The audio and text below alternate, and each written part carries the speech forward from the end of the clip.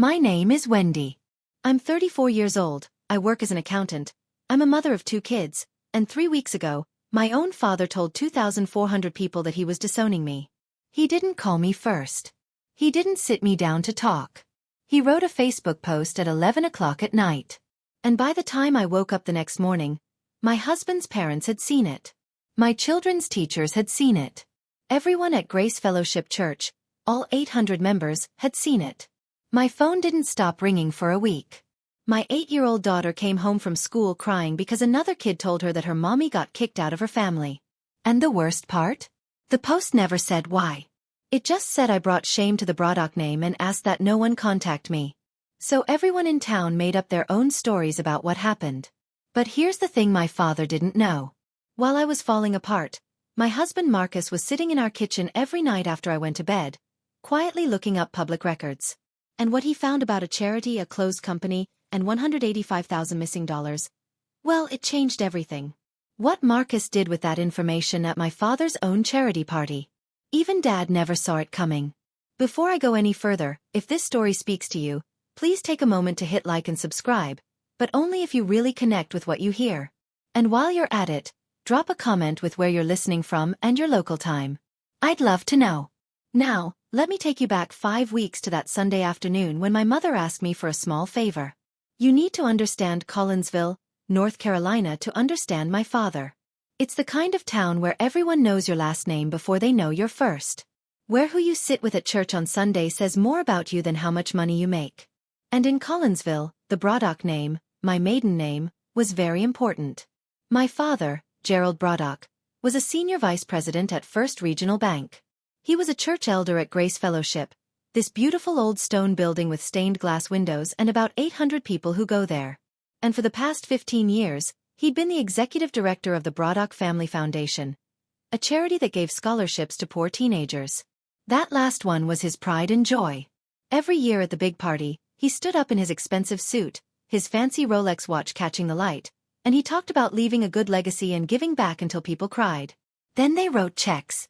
He drove a black Cadillac Escalade that he always parked in the first spot at the church parking lot. Not because it was saved for him, but because nobody would dare take it.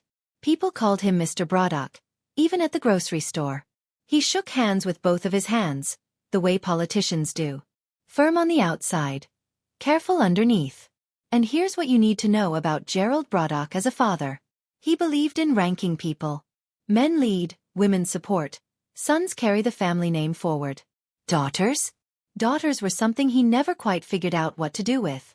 Everyone in Collinsville believed Gerald Braddock was the finest man they knew, the most generous, the most honest. Everyone was wrong. I grew up in the shadow of a son my father always wished had come first. Tyler, my younger brother, is 29 now, 5 years younger than me, but a lifetime ahead of me in Dad's eyes. When Tyler graduated high school with average grades and no honors, Dad paid his full college tuition at state school for a business degree. When I graduated 2 years before him with highest honors, full academic classes, and a part-time job at a tax office, Dad offered me a loan. Not a gift, a loan with interest written down on paper. I paid off that student debt over 8 years, and I never once brought it up at family dinners. Not once. Tyler got a job at First Regional Bank right out of college. Not because he earned it, but because Dad made a phone call. He sat one desk over from Dad's corner office, and everyone on that floor knew exactly why he was there. Me. I passed the CPA exam on the first try. I got hired at Henderson & Shaw, a small accounting firm in town.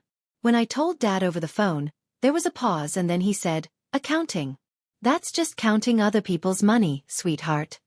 When I married Marcus, a civil engineer at Morrison Engineering, steady, smart, devoted, Dad pulled me aside at the rehearsal dinner and said, "Well, at least you found someone willing." He said it like he was being nice. Marcus heard it. He didn't say anything that night. But I saw the way his jaw got tight when he took off his Seiko watch before bed. Still I kept trying. I called Dad every Sunday, brought the kids to his house on holidays, helped set up chairs for church fundraisers. For 34 years, I tried to be the daughter he wanted. I didn't realize he never wanted a daughter at all. He wanted silence. It started with a phone call on a Sunday afternoon in early March. Mom, Diane, called me while I was folding laundry. Her voice was soft, the way it always got when Dad wasn't in the room. "Wendy, honey, the big party is coming up in a few weeks and I need to put together the money reports for the board. Could you come by and help me sort through some of the foundation files? You're so much better at this than I am." I said yes without thinking. That was my pattern. Mom asks, I show up. I drove over to the house that afternoon while Dad was at the golf course with his usual group of 4. The Escalade wasn't in the driveway, and I remember feeling a small, silly relief at that.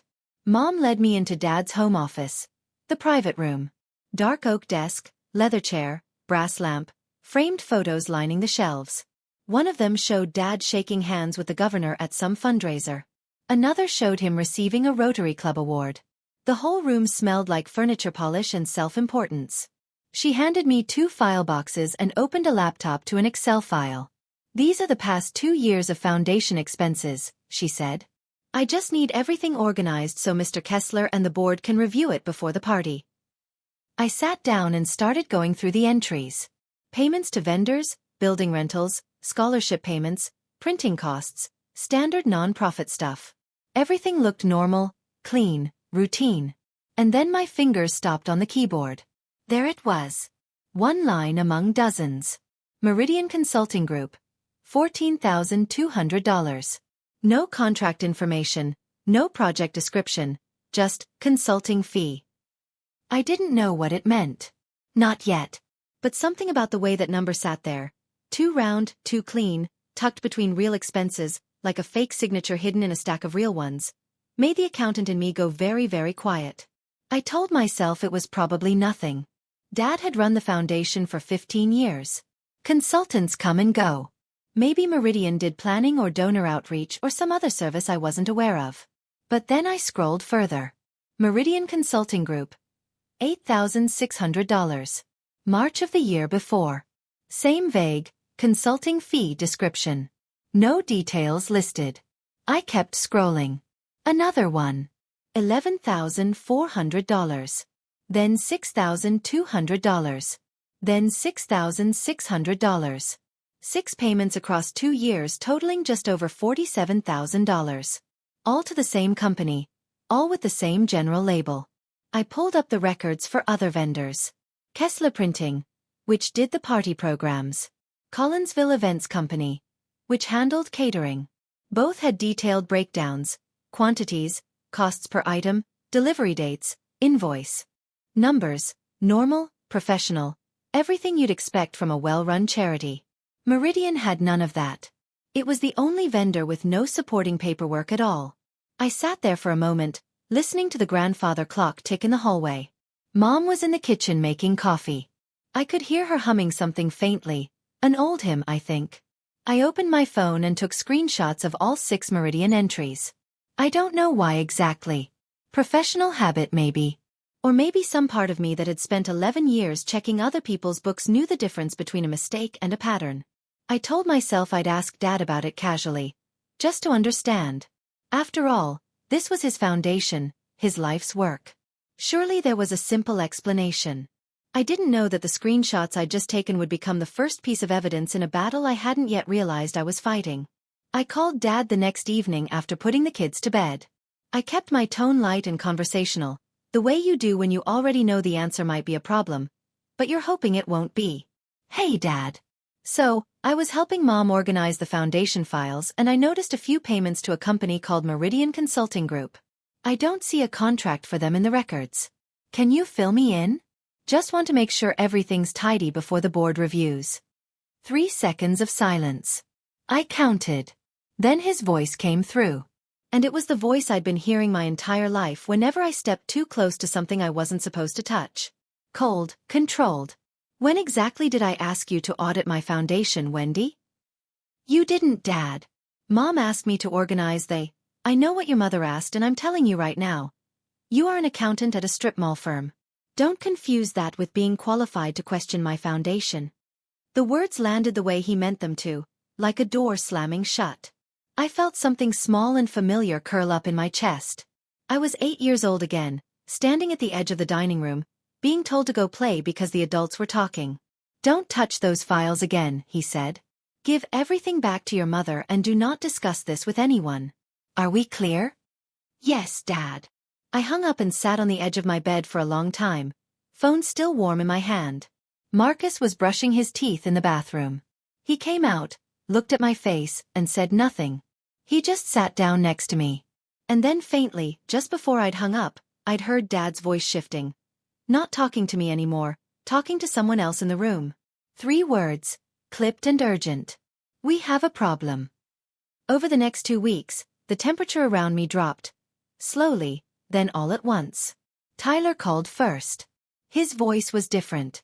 Not the careless little brother tone I was used to, but something harder, borrowed. Dad told me you've been snooping through Foundation records. What exactly are you trying to do, Wendy? Destroy this family? I told him I wasn't snooping. I was doing what Mom had asked me to do. He cut me off. Just stay out of it. Seriously, you don't understand how things work. Then, Aunt Ruth, Dad's younger sister, canceled our Saturday lunch. She texted a single line. Something came up. Rain check. She never rescheduled. Mom was the one that scared me most. She stopped answering my calls. My texts went from warm to brief to nothing. Busy today. Talk later. Then just silence. I could see the read receipts. She was opening every message. She just wasn't replying. It took me a few days to understand what was happening. Dad was telling people his version first. I pieced it together from fragments. A cousin's awkward pause on the phone. A church friend who suddenly couldn't meet for coffee. Gerald Braddock was walking through his circle with a careful, wounded expression, telling anyone who'd listen that his eldest daughter was going through something, that she was paranoid, that he was worried about her. He wasn't angry, he was performing sadness, and it was working. One night, after the kids were asleep, I told Marcus what I'd been noticing. The pulled-back invitations, the changed tones, the silence from my own mother. He was quiet for a moment. Then he said something I didn't fully appreciate at the time. Your dad's not upset, Wendy. He's strategic. There's a difference. He was right. But neither of us knew the strategy was only halfway done. 2 days later, Dad invited me to the house. Come by after work. We should talk. I went alone.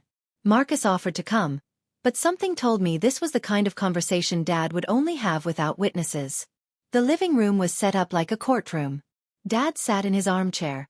Leather, high-backed, positioned under the brass reading lamp like a throne.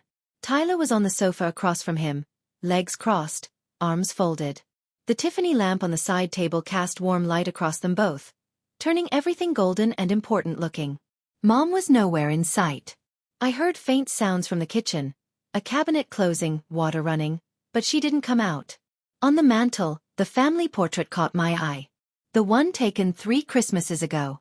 I noticed with a cold little jolt that it had been moved, pushed to the far corner, half behind a candlestick. Dad didn't stand. He just looked at me. This is my family, he said. That foundation is my legacy. You will not say a single word about what you think you saw to anyone. Ever. He paused. Do you understand? Dad, if there's nothing wrong, then why? Because I said so. He leaned forward. I'm giving you an opportunity, Wendy. A last one. Tyler uncrossed his arms just long enough to add. Just drop it, Wendy. You're embarrassing yourself. I stood there for what felt like a full minute. Then I said something I hadn't planned. I didn't say I was going to tell anyone, Dad. I asked you a question. The fact that you can't answer it tells me everything. Nobody spoke. I turned around and walked out the front door. My hands shook the entire drive home.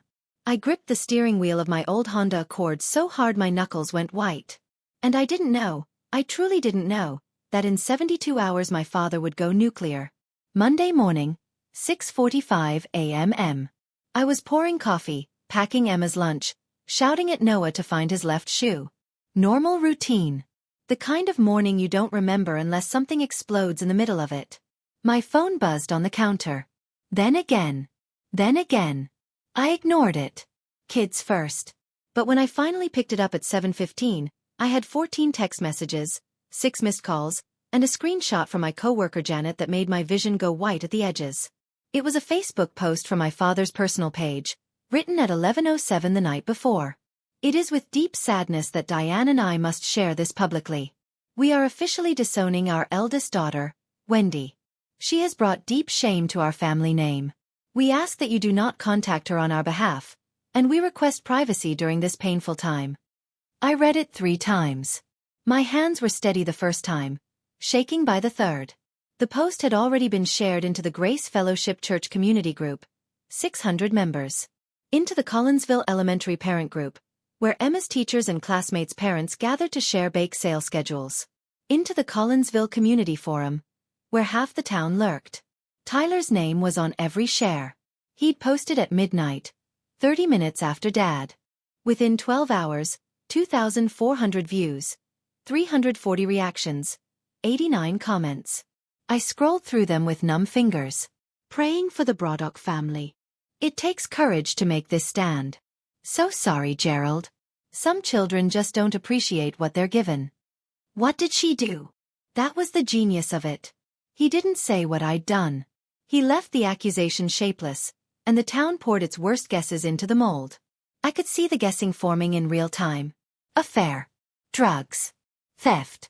Nobody guessed the truth because the truth was the one thing Gerald Braddock could not afford to have anyone ask about.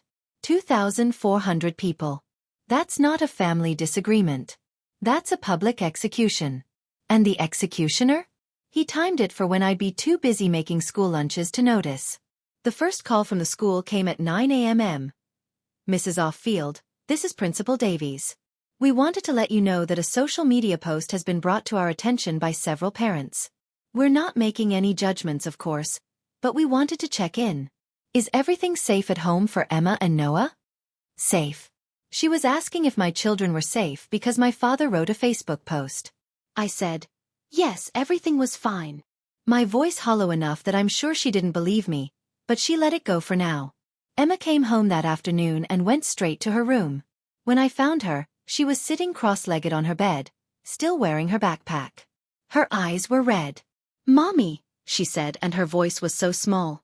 Jake told everyone that Grandpa kicked you out of the family because you're a bad person. Am I a bad person too? I held her. I couldn't speak for a while. Marcus's mother, Margaret, called that evening. She didn't hold back. Marcus, I don't care what that man posted. Wendy is my daughter now.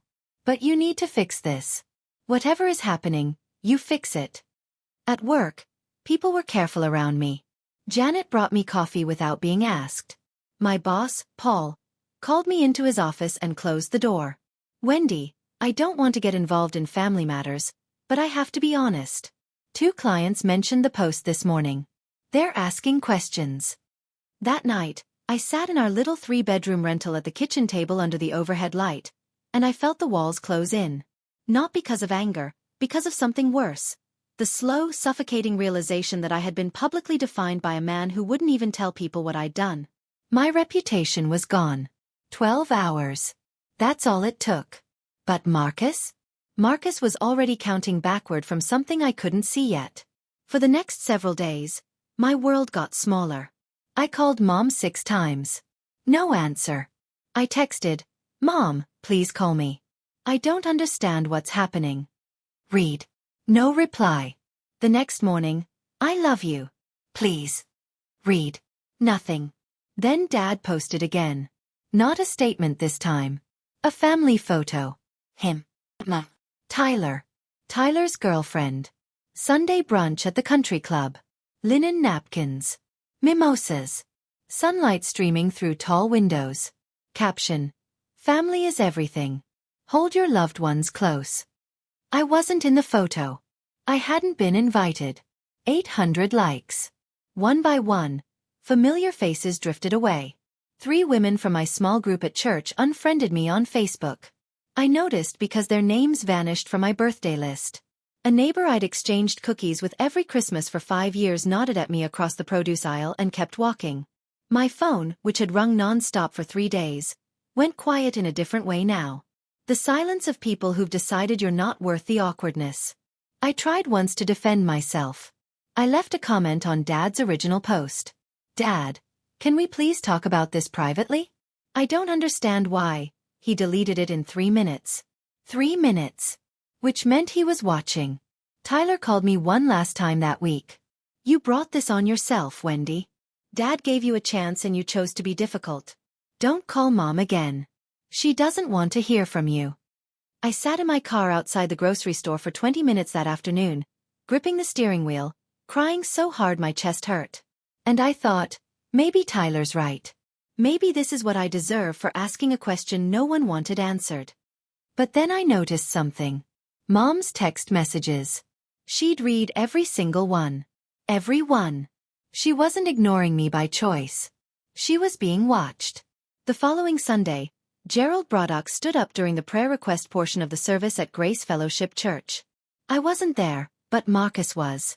He hadn't told me he was going. He put on a clean button-down, drove his Ford F-150 to the stone church on Elm Street, and sat in the last pew on the left, close to the exit, where he could see everything without being noticed. 400 people were in that sanctuary. Stained glass throwing colored light across oak pews. The choir had just finished, "How Great Thou Art." And then Pastor David Whitmore opened the floor for prayer requests and my father stood. Marcus told me later that Dad's voice trembled. Not a lot, just enough. Practiced enough to sound unpracticed. "I'd like to ask the congregation to keep the Braddock family in your prayers," he said. "We're going through the most painful chapter of our lives. When a child chooses a path that wounds the family, it's something no parent is prepared for." He didn't say my name. He didn't need to. Everyone already knew. Marcus watched from the back as people rose from their seats to hug Dad. One by one, hands on his shoulders, soft voices. Pastor Whitmore himself placed a palm on Dad's back and said, "We're with you, Gerald." 400 people comforting the man who had publicly destroyed his own daughter. Marcus sat very still through all of it. He didn't react. He didn't confront anyone. He just watched. And he thought. And what he thought was this. A man who is telling the truth doesn't need to perform sadness in front of 400 people. A man who is telling the truth doesn't delete his daughter's comments in 3 minutes. A man who is telling the truth doesn't go nuclear when she asks about a consulting invoice. Something was built on bad ground here. And Marcus, a man who'd spent 15 years pouring concrete foundations, knew exactly what that looked like. I need to pause here for a moment. If you're listening to this and you're thinking, there's no way a father would do that to his own child. Well, stay with me because what my husband discovered next changed everything. If you're connecting with this story, go ahead and hit that like button. And if you want to hear what Gerald Braddock was really hiding behind that Facebook post, subscribe now. Trust me on this one. Alright, let me take you back to my kitchen table. 10 days after the post, I was a shell of myself. I'd lost 8 pounds. My sleep came in 90-minute pieces, broken by the phantom buzz of a phone that had mostly stopped ringing. At work, I moved through spreadsheets on autopilot. My fingers knew the formulas even when my brain was somewhere else entirely. One evening, I sat at our kitchen table, that IKEA table Marcus and I had put together the week we moved in, the one with the wobbly leg we kept meaning to fix, and I held a cup of coffee that had gone cold an hour ago. Through the back window, I could see Emma and Noah chasing each other around the swing set, laughing, unaware. Thank God for that. And I thought, maybe I should just let it go. Maybe I should call Dad and apologize. Tell him I overstepped. Promise to never mention Meridian or the Foundation again. Get my family back. Get my name back.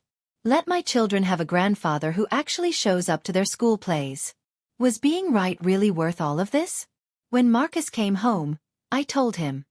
Maybe I should just apologize. Get things back to normal. He set his hard hat on the counter and looked at me for a long time. No frustration, no judgment, just that steady quiet gaze that made me fall in love with him 10 years ago. "Wendy," he said, "let me ask you something.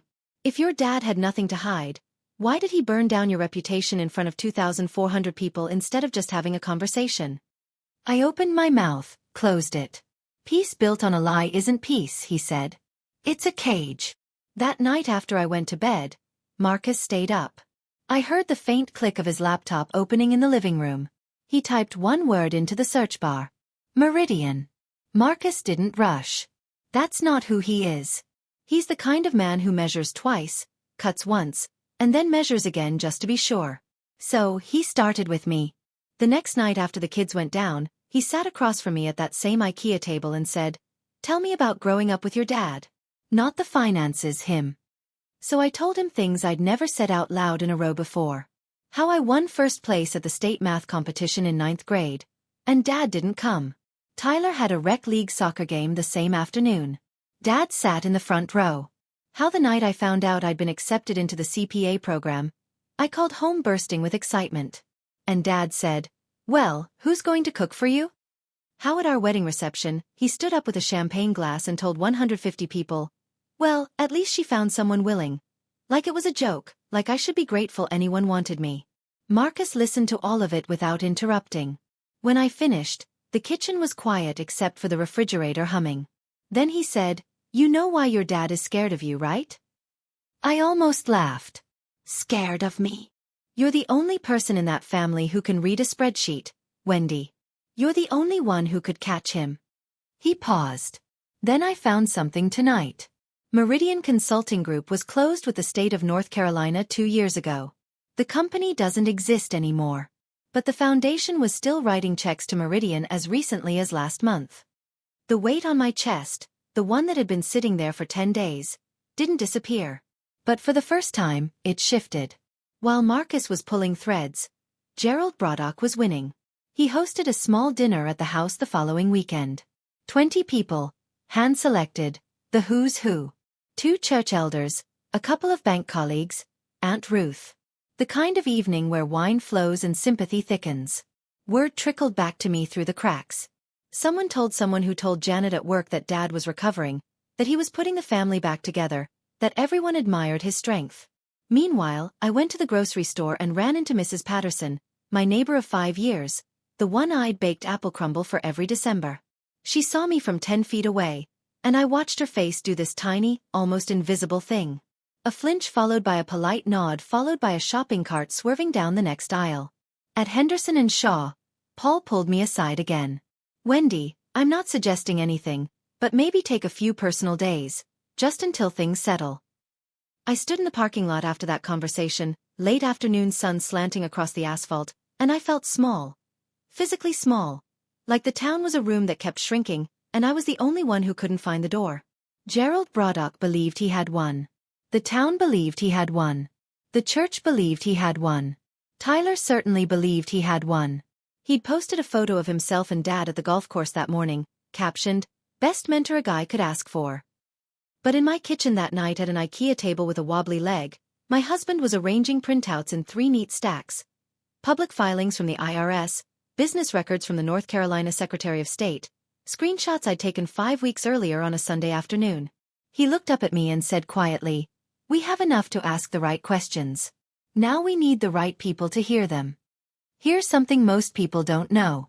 If you run a 501(c)(3) nonprofit in the United States, your IRS Form 990 is a public document. Anyone can look it up. It's available on sites like ProPublica's Nonprofit Explorer. Free, searchable, and completely legal to access. Marcus found the Braddock Family Foundation's filings in about 4 minutes. He pulled the last 5 years of 990s and started reading. Not the way a casual person would, skimming the mission statement and the big numbers. He read the way I would have, line by line, vendor by vendor. He cross-referenced every payee against the North Carolina Secretary of State's business database, which is also public, also free. Meridian Consulting Group, closed in 2023. Last active filing 3 years ago, no registered agent, no office address on record. Yet, the foundation had paid them $47,000 over 2 years, including 2 payments after the company stopped existing. But Meridian wasn't alone. Marcus found 2 more vendors with the same fingerprint. Summit Advisory LLC, $58,000 across 3 years, closed 18 months ago. Pinnacle Services Group, $80,400 over 4 years, registered to APO. Box that also appeared on no other business filing in the state. 3 shell vendors, $185,400, all with the same generic consulting fee description, all signed off by a single person. Every check, every single one carried only one signature. Gerald W. Braddock. The foundation's bylaws, available in the 990 attachments, required 2 signatures for any payment over $5,000. Dad had been signing a loan for 5 years, And either nobody on the board noticed or nobody dared ask. Marcus sat back in his chair at midnight, his Seiko glinting under the kitchen light, and said to no one in particular, "Your dad's been paying dead companies for 2 years. That's not a mistake. That's a pattern." The next piece came from a name buried in an old 990. Marcus was scrolling through the foundation's board listings year by year when he noticed something. A woman named Linda Calloway had served on the board for 6 years and then vanished from the list 2 years ago. No explanation. No farewell note. She was there in one filing and gone in the next. He found her on LinkedIn. Property manager in a town 30 minutes south of Collinsville. He sent a message that was pure Marcus. Polite, direct, and devastatingly honest. "Miss Calloway. My name is Marcus Off-Field. I'm married to Wendy Braddock. Her father recently disowned her publicly on social media. I'm trying to understand why. I believe it may be connected to the foundation's finances. Would you be willing to speak with me?" She replied within the hour. They met at a diner off the interstate, far enough from Collinsville that no one would see. Linda was in her early 50s, composed, careful with her words. She ordered black coffee and didn't touch it. "I started asking questions 2 years ago," she said, "about vendor payments that didn't make sense. I brought it up at a board meeting and Gerald looked at me like I'd set fire to the church. After that, he started calling the other board members individually. Within a month, I got a phone call. Gerald himself telling me it would be best for everyone if I stepped down." She had the email he'd sent her. She'd kept it for 2 years. Marcus asked her why she hadn't reported it. She looked down at her untouched coffee. "Because Gerald Braddock runs this town and I have a business here. He erased me from that board like I never existed." Then she looked up. "But when I saw that Facebook post about Wendy, I knew he was doing it again. Erasing someone who got too close." She paused. "There's one more person who knows, but I don't know if she'd ever speak up." Marcus already knew who she meant. 3 days after Marcus met with Linda, he walked out to our mailbox on a Tuesday afternoon and found a manila envelope with no return address. Inside, a USB flash drive and a single handwritten note on plain white paper in handwriting I would have recognized anywhere. The same loops, the same careful slant that had written my name on every birthday card for 34 years. "He keeps this in the locked drawer. I'm sorry I didn't do this sooner. D. Mom." Marcus plugged the USB into his laptop. It contained one file, an Excel spreadsheet. Gerald's personal financial tracking, the one he kept separate from the foundation's official books, and it laid everything bare. Every withdrawal from the foundation account, every transfer to his personal checking through the shell vendors, dates, amounts, routing numbers. 5 years of clean, careful theft. Total: $185,400. And in the margin notes, the kind of notes someone makes when they think no one will ever see. One entry read, "Tyler apartment, $2,400 per month." My father had been paying my brother's rent with scholarship money meant for poor teenagers. Marcus called me into the kitchen. I looked at the screen. Then I looked at the note. Then I looked at the handwriting and I cried. Not because of the numbers, because of my mother. Diane Braddock, who had spent 36 years deferring to her husband, who had stopped answering my calls, who had sat in that kitchen while Gerald issued threats in the living room, had waited until the house was empty, opened the locked drawer with a key she wasn't supposed to have, copied the file, and mailed it to us. Without a word, without a phone call. Just a USB drive and 7 words of apology. 36 years of silence and she chose me. "We have everything now," Marcus said quietly. I wiped my eyes. "So, what do we do with it?" We sat at the kitchen table that night, the same table where I'd almost given up, where Marcus had searched for Meridian, where the printouts had piled up stack by stack, and we made a plan. The Braddock Family Foundation's big party was 2 weeks away. 300 guests, donors, bankers, church leaders, local business owners, a city councilwoman. Gerald would be there in his Brooks Brothers suit, accepting the Founders Award he'd created for himself, shaking hands with the same people whose money he'd been stealing for half a decade. More importantly, 3 specific people would be in that room. Robert Kessler, the board chairman and a practicing attorney. Pastor David Whitmore. And Helen Travers, the compliance officer at First Regional Bank, which was the foundation's largest institutional donor. Marcus' plan was simple, elegant, even. We would not make a scene. We would not give a speech. We would not post on Facebook. We would walk into that gala, hand each of those 3 people a folder, and leave. 3 folders, same contents. Printed 990 filings, Secretary of State closure records, the screenshots I'd taken, Linda Calloway's signed statement with the email Gerald sent pressuring her to resign, and a cover letter requesting an independent review of the foundation's finances. Let them decide. Let the evidence do the talking. I agreed, but I drew a line. I'm not turning this into a revenge show, Marcus. I don't want to humiliate my father in front of 300 people. I just want the truth to have an address. Marcus put his hand over mine. We're not going to humiliate him, Wendy. We're going to give the people who trust him the information they deserve. What happens after that? That's on him. I looked at the stacks of paper. Let the documents do the talking. The documents, Marcus said, don't know how to lie. Marcus printed 3 identical folders at the FedEx office in the next town over. He used their self-service printers, paid cash, and didn't make small talk. Each folder contained 5 years of IRS Form 990 filings with the Shell vendor payments highlighted. North Carolina Secretary of State closure records for Meridian Consulting Group, Summit Advisory LLC, and Pinnacle Services Group.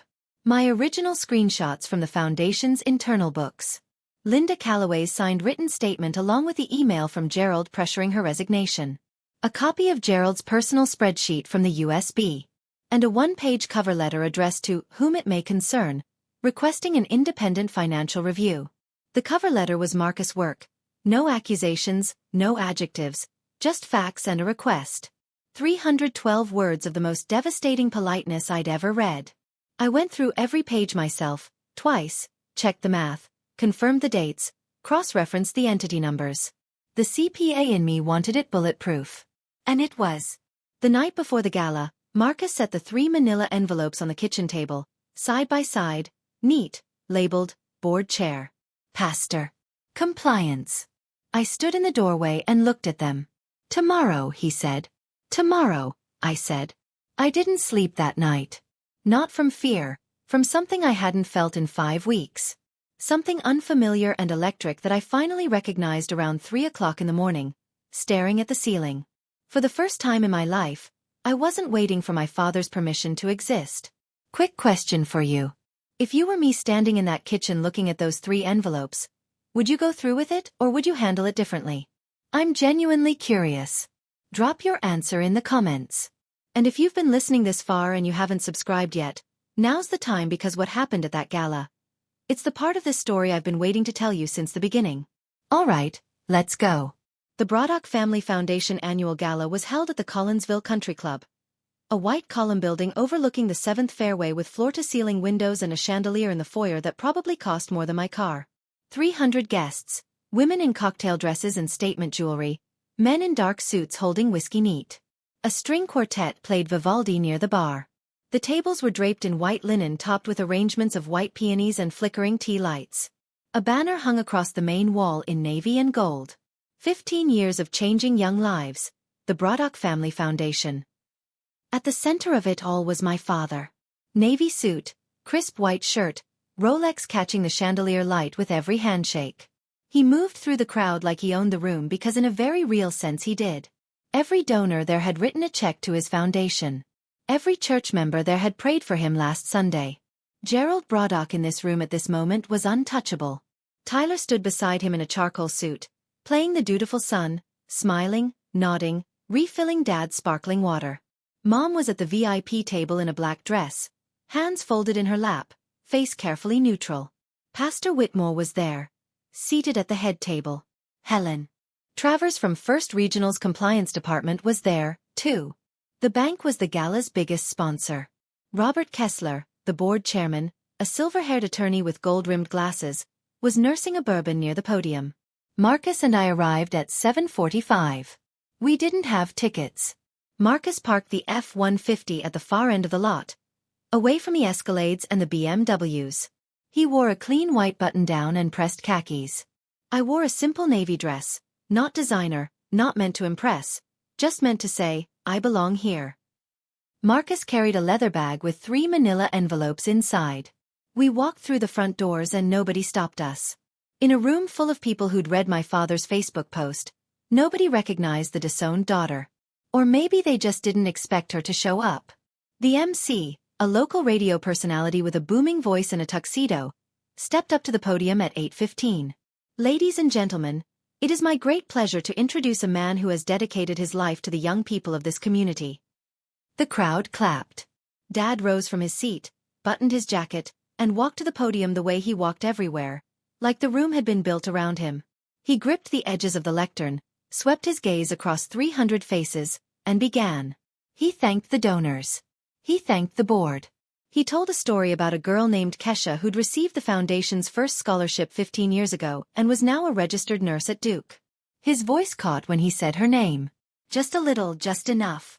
The crowd leaned in. Our family has given everything to this mission, he said. And recently, as some of you know, we've faced personal losses that I won't pretend haven't been devastating. A pause, a breath. The Rolex glinted. But the work continues because legacy is not about what happens to you. It's about what you build that outlasts any one person. 300 people stood and applauded. Tyler was on his feet first, clapping with his hands above his shoulders. The MC presented Gerald with the Founder's Award, a crystal trophy, heavy and gleaming, etched with his name. He held it up. The chandelier caught it and threw light across the room like a halo. I was standing at the back near the hallway that led to the restrooms and the service entrance. Marcus was beside me. I could feel his heartbeat through his sleeve where our arms touched. I watched my mother at the VIP table. She was clapping, but her hands, I could see them even from 40 feet away. Her hands were shaking. That was the moment Gerald Braddock stood tallest. Crystal in his hand. 300 people on their feet. The golden peak of a lifetime spent building an image. It was also the last. Marcus waited for the applause to die and the cocktail hour to begin. He didn't hurry. He never hurries. As the crowd broke into clusters and the bartender started pouring, Marcus walked across the room with the leather bag at his side. He didn't weave or dodge. He walked in a straight line the way he walks a job site, deliberate, unhurried, absolutely certain of where he's going. His first stop was Robert Kessler. The board chairman was standing near the podium, bourbon in hand, talking to a woman in pearls. Marcus waited for a natural pause, then extended his hand. Mr. Kessler. My name is Marcus Off-Field. I apologize for the interruption, and I'll only need 2 minutes of your time. This envelope contains information about the financial management of the Braddock Family Foundation. I'm not asking you to believe anything tonight. I'm asking you to read the documents. Kessler took the envelope. His expression didn't change, but his fingers tightened on it. Next, Pastor Whitmore, seated at the head table, dabbing his mouth with a linen napkin. Marcus leaned down and spoke quietly. Pastor, forgive me for not making an appointment, but I believe you'll want to see this before the evening ends. It concerns the foundation and the trust this congregation has placed in it. Whitmore accepted the envelope with both hands, the way he accepted offering plates on Sundays. Finally, Helen Travers, standing near the bar in a tailored gray suit. Marcus approached her with the third envelope and said, Miss Travers, what's inside here relates to a senior officer at your bank. I believe your compliance team will consider it relevant. Helen looked at the envelope, then at Marcus. She didn't take a sip of her wine. She took the folder. 3 envelopes. 90 seconds. No raised voice, no accusations, no scene. From across the room, I saw my father notice. His head turned. He saw Marcus talking to Helen Travers. Then he looked at Kessler, who was already opening his envelope. Then at Whitmore, who was reading the cover letter with his glasses pulled low. Gerald set down his crystal trophy and started walking. But it was already done. Gerald intercepted Marcus near the dessert table where the catering staff was arranging petit fours on a silver tray. He grabbed Marcus's arm, not hard enough to make a scene, but hard enough that Marcus felt it. His smile was still on, but his eyes had gone flat. The Rolex flashed as he leaned in. What do you think you're doing here? He hissed. This is a private event. Marcus didn't pull away. It's a charity gala, Mr. Braddock. Open to the community. I thought the people in this room might want to know where their donations went. Gerald's jaw tightened. You are a bridge builder, a manual laborer. My daughter made the mistake of marrying beneath her, and now you're $185,000, Mr. Braddock. Marcus' voice was level, almost gentle. Meridian Consulting Group was closed 2 years ago. The foundation kept paying them. Summit Advisory, same thing. Pinnacle Services, same. All the checks signed by you alone in violation of the foundation's own dual signature requirement. For the first time in my life, I watched my father have nothing to say. His mouth opened, closed. The color drained from his face in stages, starting at the forehead. That's a lie. He finally managed. My daughter fed you paranoid. The IRS Form 990 is a public record, sir. I didn't need anyone to feed me anything. Robert Kessler appeared at Gerald's elbow. He wasn't smiling. Gerald, I think we should step into the back room now. Dad tried. Robert, this is a family misunderstanding. The documents suggest otherwise. Kessler's voice was quiet and final. Helen Travers is already on the phone with your bank's general counsel. Nearby, Tyler had gone pale. I could see him from where I stood, motionless, a champagne flute frozen halfway to his lips. He knew if they pulled the thread on Gerald's spreadsheet, they'd find the line that read, Tyler App $2,400 per month. And there would be no explaining that away. The back room was a private dining space off the main hall. Burgundy carpet, mahogany table, a painting of some fox hunt on the wall, the kind of room where country club members settle estate disputes over sherry. That night, it was where Gerald Braddock's world collapsed. Kessler laid the documents across the table. All of them. The 990s, with highlighted vendor payments. The closure filings. The screenshots. Linda Calloway's statement. Gerald's personal spreadsheet. Helen Travers stood by the window, phone pressed to her ear, speaking in low, rapid tones to what I later learned was First Regional's general counsel. Pastor Whitmore sat at the head of the table, reading the cover letter with both hands pressed flat on the wood like he was trying to keep the room from spinning. Gerald tried. These are clerical errors, bookkeeping inconsistencies. I can explain every single, Mr. Braddock, Helen said, lowering her phone. The check for $14,200 issued to Meridian last March bears only your signature. Your foundation's bylaws require dual authorization for any amount exceeding $5,000. Do you have a co-signer? Silence. Kessler tapped one of the spreadsheet printouts. And this notation, Tyler apartment $2,400 a month. Gerald, your son's rent has been paid from the foundation account. Tyler, who had followed them in, jerked upright. I didn't know where the money. Shut up, Tyler. Gerald's voice cracked. First time all evening. First time I'd ever heard it crack. Actually, the room went still. Pastor Whitmore removed his glasses and rubbed his eyes. When he spoke, his voice was raw. Gerald, those scholarships, that money was for kids who had nothing. And you? He couldn't finish. Gerald stood alone at the end of that mahogany table, stripped of every prop that had ever protected him. No podium, no applause, no script. Just 5 people staring at numbers that didn't lie.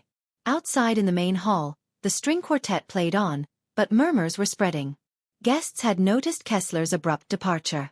They'd seen Helen Travers making urgent calls. The banner reading, 15 years of changing young lives, hung overhead like an accusation. The dominoes didn't fall all at once. They fell in sequence, each one heavier than the last. That night at the gala, Kessler announced to the board members present that Gerald was immediately suspended as executive director. The foundation's bank accounts were frozen pending an independent audit. The Crystal Founders Award sat uncollected on the podium table for the rest of the evening. Within 48 hours, Helen Travers had filed a formal report with First Regional's general counsel.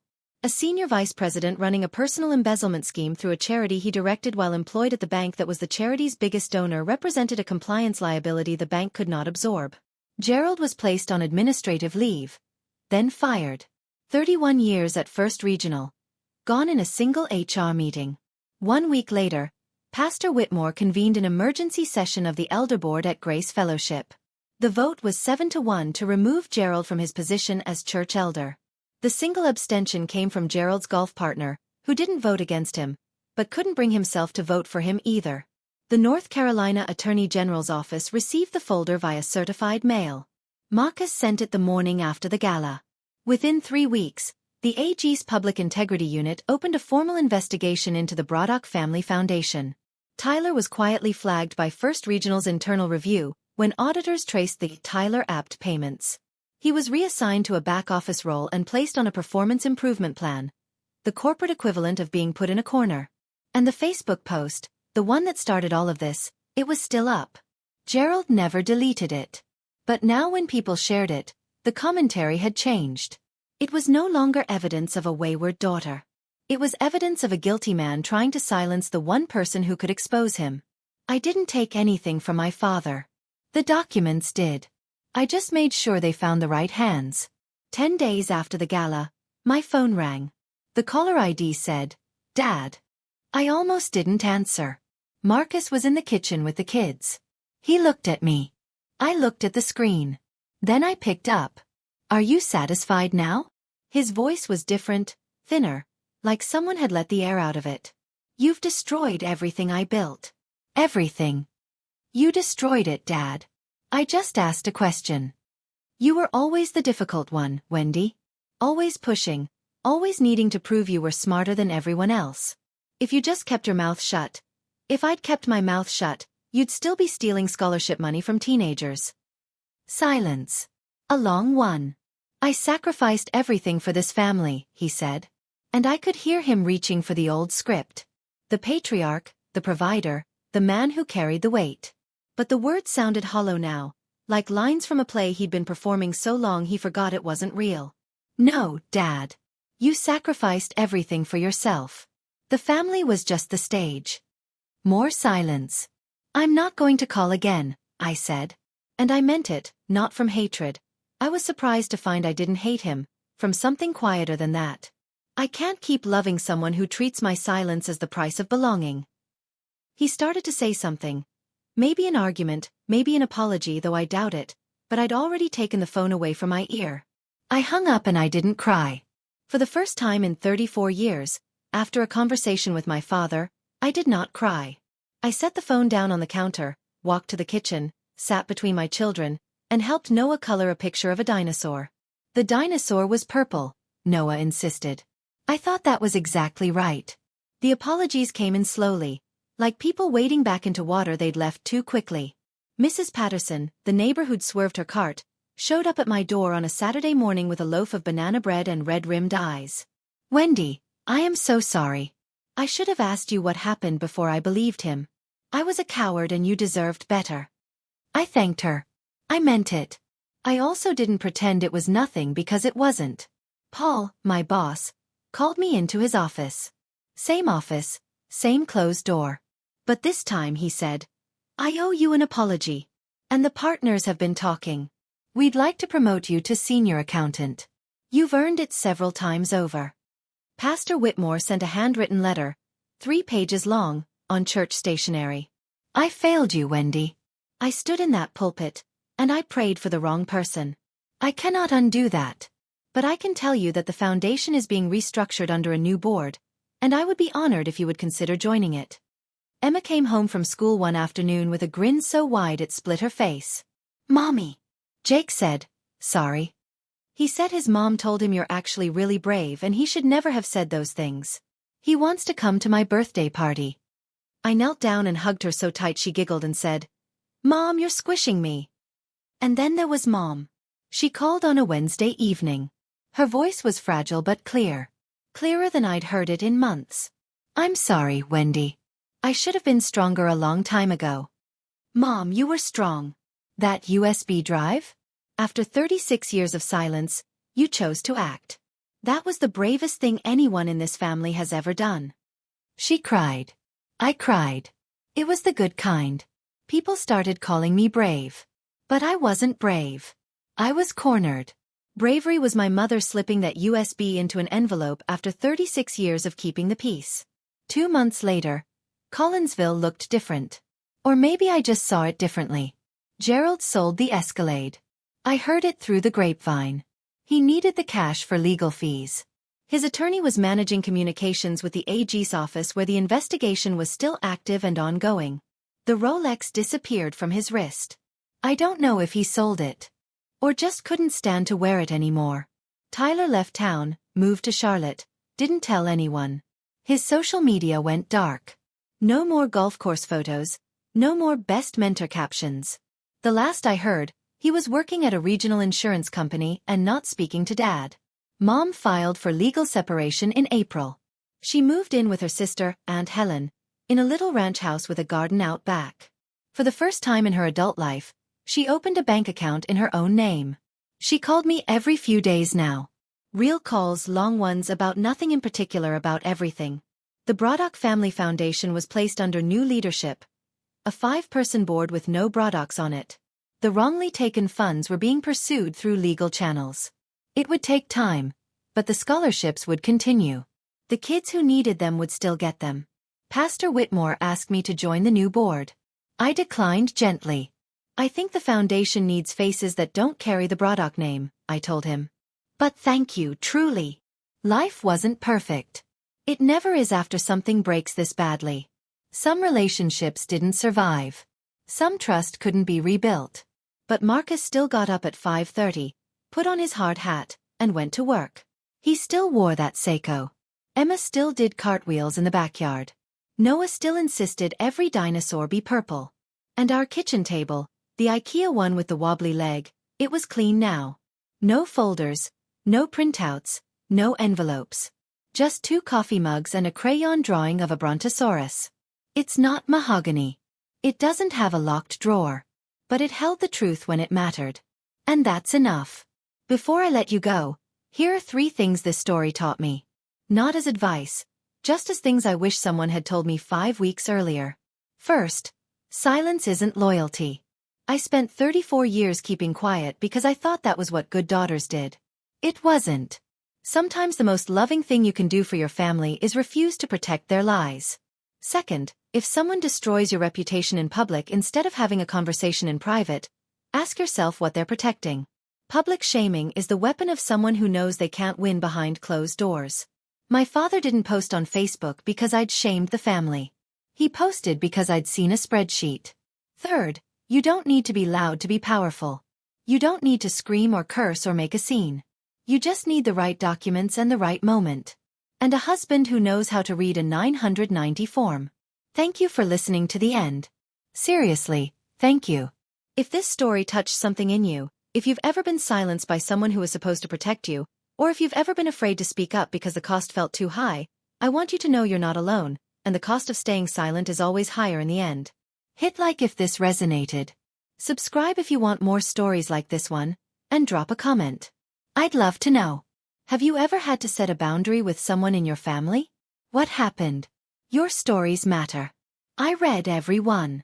And if you're looking for more, check the description below. There are other stories waiting for you. Take care of yourselves. I mean that.